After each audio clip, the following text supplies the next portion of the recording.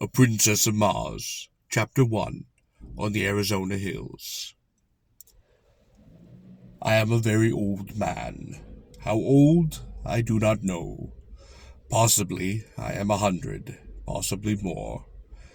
I cannot tell, because I have never aged as other men, nor do I remember any childhood. So far as I can recollect, I have always been a man of about 30. I appear today as I did 40 years and more ago, yet I feel that I cannot go on living forever. Some day I shall die the real death, from which there is no resurrection. I do not know why I should fear death, I who have died twice and am still alive. But yet I have the same horror of it as you have, who have never died, and it is because of this terror of death, I believe, that I am so convinced of my mortality. And because of this conviction, I have determined to write down the story of the interesting periods of my life and of my death. I cannot explain the phenomenon. I can only set down here in the words of an ordinary soldier of fortune a chronicle of the strange events that befell me during the 10 years that my dead body lay undiscovered in an Arizona cave. I have never told the story, nor shall mortal man see this manuscript until I have passed over for eternity. I know that the average human mind will not believe what it cannot grasp, and so I do not propose being pillared by the public, the pulpit, and the press, and held up as a colossal liar when I am but telling the simple truths which some day science will substantiate. Possibly the suggestion which I gleaned upon Mars, and the knowledge which I can set down in this chronicle, will aid in an earlier understanding of the mysteries of our sister planet. Mysteries to you, but no longer mysteries to me. My name is John Carter. I am better known as Captain Jack Carter of Virginia. At the close of the Civil War, I found myself possessed of several $100,000, Confederate, and a captain's commission in the cavalry arm of an army which no longer existed. The servant of a state which had vanished with the hopes of the South. Masterless, penniless, and with my only means of livelihood, fighting, gone, I determined to work my way to the southwest and attempt to retrieve my fallen fortunes in a search for gold. I spent nearly a year prospecting in company with another Confederate officer, a Captain James K. Powell of Richmond. We were extremely fortunate, for late in the winter of 1865, after many hardships and privations, we located the most remarkable gold-bearing quartz vein that our wildest dreams had ever pictured. Powell, who was a mining engineer by education, stated that we had uncovered over $1 million worth of ore in a trifle over 3 months. As our equipment was crude in the extreme, we decided that one of us must return to civilization, purchase the necessary machinery, and return with a sufficient force of men properly to work the mine. As Powell was familiar with the country, as well as with the mechanical requirements of mining, we determined that it would be best for him to make the trip.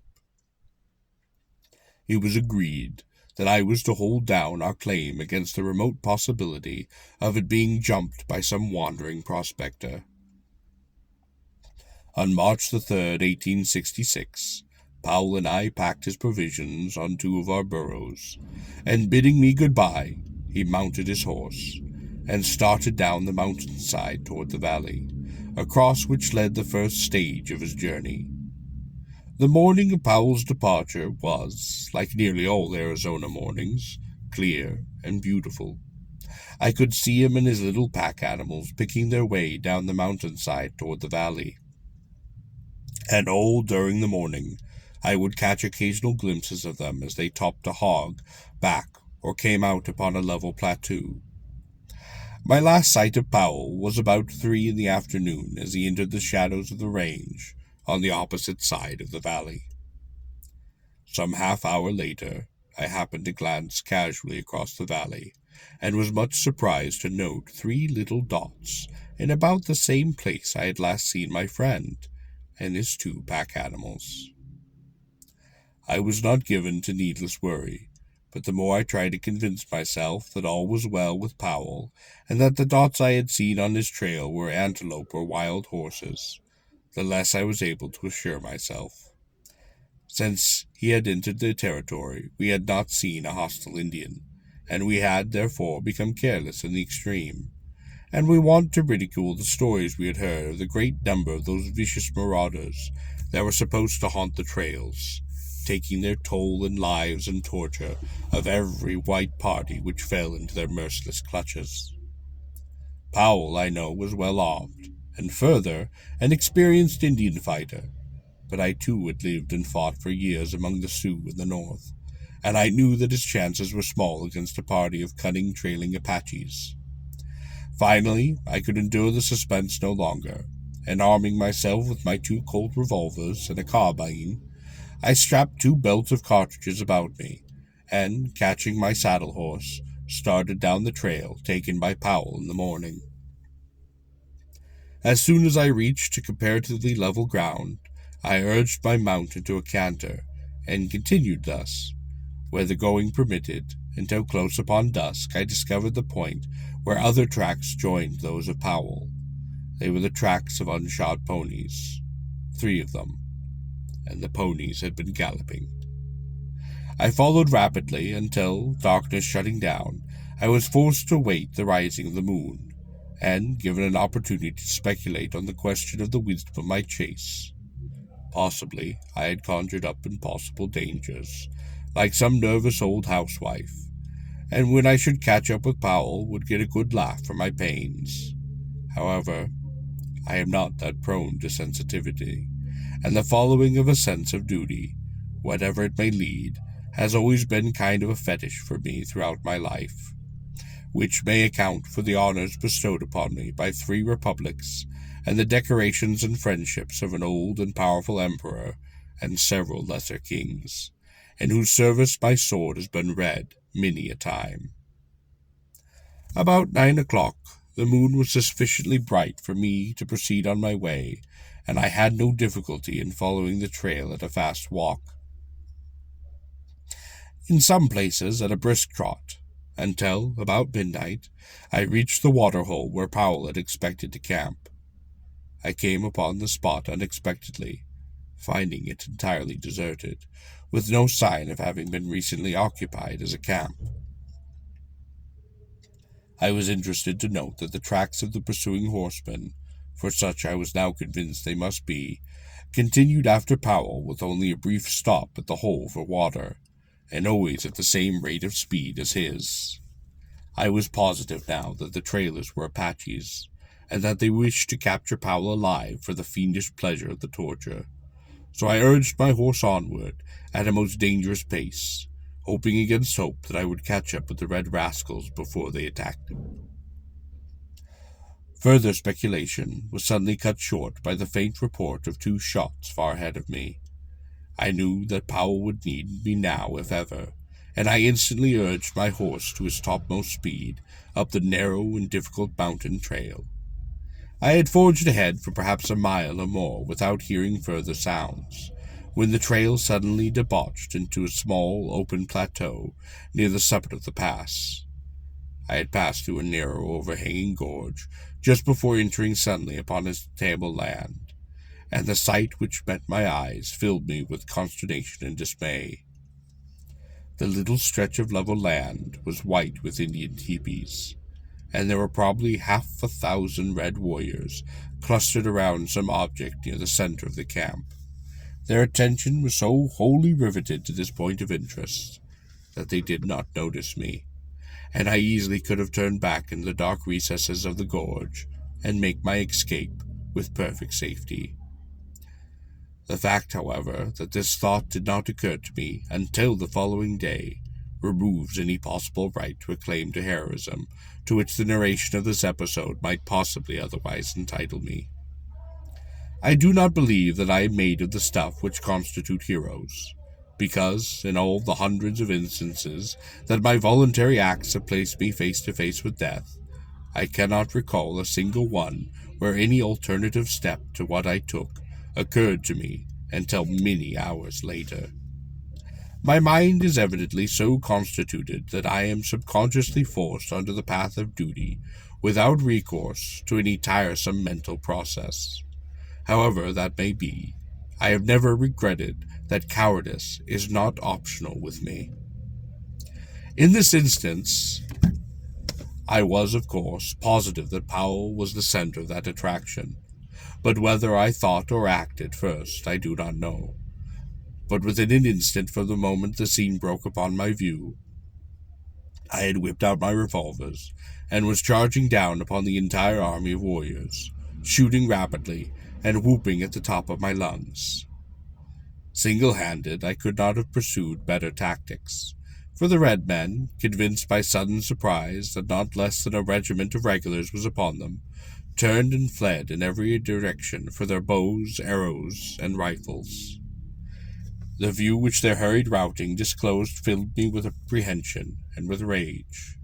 Under the clear rays of the Arizona moon lay Powell, his body fairly bristling with the hostile arrows of the braves.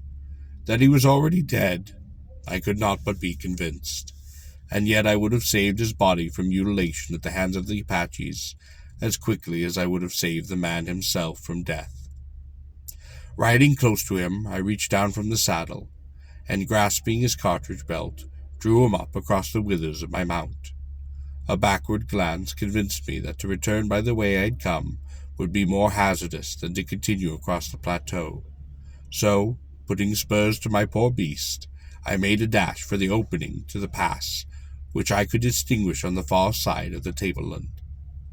The Indians had by this time discovered that I was alone, and I was pursued with imprecations, arrows, and rifle balls.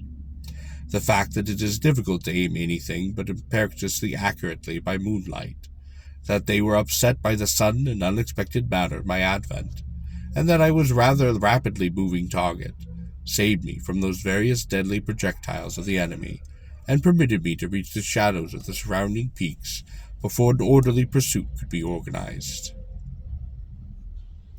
My horse was traveling practically unguided, as I knew that I had probably less knowledge of the exact location of the trail to the pass than he, and thus it happened that he entered a defile which led to the summit of the range, and not to the pass which I had hoped would carry me to the valley and to safety. It is probable, however, that to this fact I owe my life, and the remarkable experiences and adventures which befell me during the following 10 years.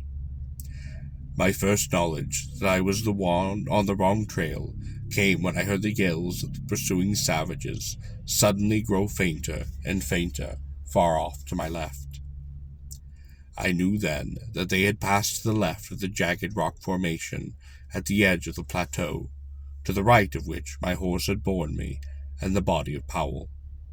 I drew rein on a little level promontory overlooking the trail below and to my left, and saw the party of pursuing savages disappearing around the point of a neighboring peak.